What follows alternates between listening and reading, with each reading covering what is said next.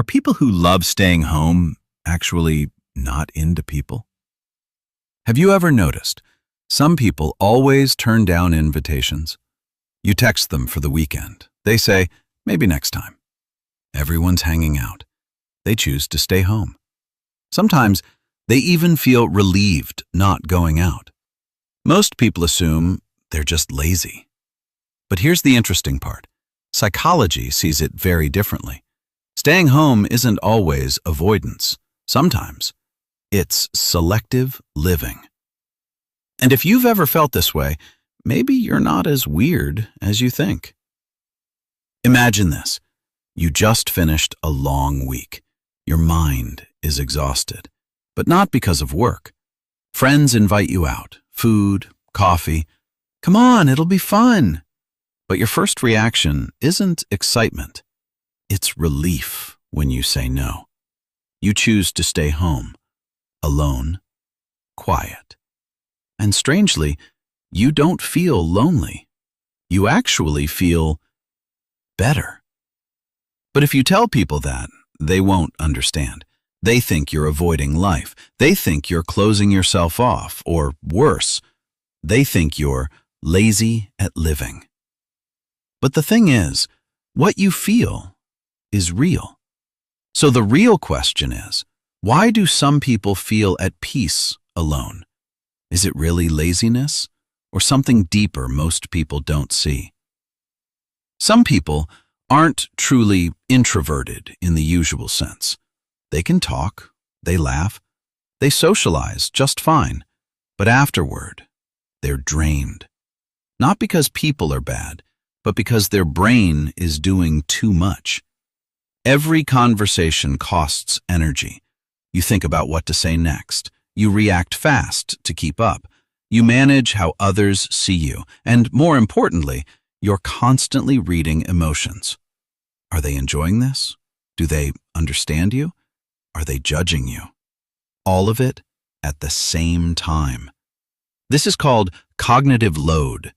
Your brain isn't just talking. It's processing an entire social system. So after a few hours out, you're not just physically tired, you're mentally exhausted. That's why when you get home, you exhale. Not because you hate people, but because you no longer have to perform. No image to maintain, no emotions to decode, no perfect responses to give.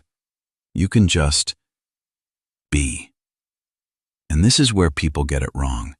They think you're escaping society, but really, you're recovering. Staying home isn't retreat. It's a nervous system reset. Like a phone needs charging, your mind needs silence. You've probably felt this before. A fun hangout. Everything went well, but when you get home, you don't want to talk anymore. You just want silence. To sit alone. Not because you're sad, but because you're releasing everything you absorbed. And in that moment, you feel like yourself again. So staying home isn't laziness. It's emotional self-regulation, a natural way to protect your energy. But here's what most people don't realize. Not everyone who stays home is socially tired. Some people just have a different kind of brain. They don't need constant stimulation, no noise, no crowds, no non-stop activity to feel alive. What they need is lighter. The right song, a good book, time alone with their thoughts. And the interesting part? That's enough for them.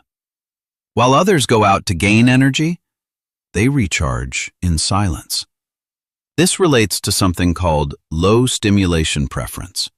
Their brain doesn't depend on strong stimulation. It doesn't need dopamine from chaos. It finds dopamine in small experiences. You may have felt this too. A whole day at home and you're not bored. You listen to music, you drift through your thoughts. You do something personal, and time just flies. No drama, nothing big happened, but you still feel okay. Yet in loud places, too many people, you feel overwhelmed, like your brain is being spammed. The problem is, society defines the opposite. If you don't seek stimulation, you're boring. If you don't enjoy noise, you're low energy.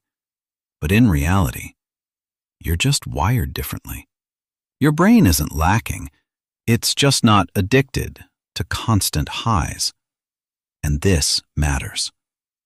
When you learn to enjoy small things, you don't need the world to be loud. You don't need something happening all the time. Just a quiet space, and you can connect with yourself. So, liking to stay home doesn't mean you're boring. Sometimes it means your brain isn't dependent on external stimulation, and you've learned how to create experience from within. People often think those who stay home lack connection. They don't like socializing. They don't want to be seen. But what most don't realize? They don't need that to feel whole. They don't need constant attention. They don't need visibility to feel valuable. And this is the biggest difference. Their sense of worth doesn't come from outside, not from what others think, not from invitations, not from showing up everywhere. It comes from within. Psychologists call this an internal locus of control, a state where you don't need the world to define you. You already know. You don't need to post to prove you're living. You don't need to appear to feel real. You're okay, even when no one is watching. And here's the twist. People like this are often misunderstood. They're called cold, distant. But in truth, they just don't follow the invisible rules. The rules that say, you must show up, you must interact, you must be seen to be normal. They step outside those rules, not to rebel, but because they don't need them. You may have felt this. You don't need to check in everywhere. You don't need to share everything. You experience things and keep them for yourself. And that's enough.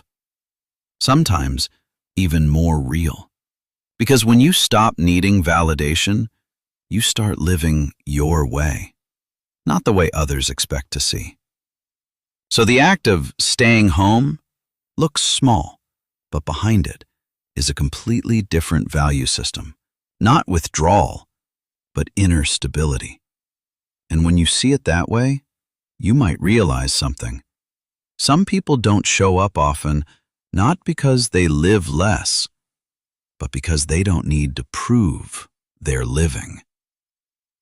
When you look at all of this together, a clearer picture forms. People who like staying home aren't missing life. They're just living differently. They protect their energy. They don't depend on stimulation. They don't need constant validation. These three things connect and create a very unique type of person. They think deeply. They feel intensely. But they don't need to show it all. They can sit alone and still feel full.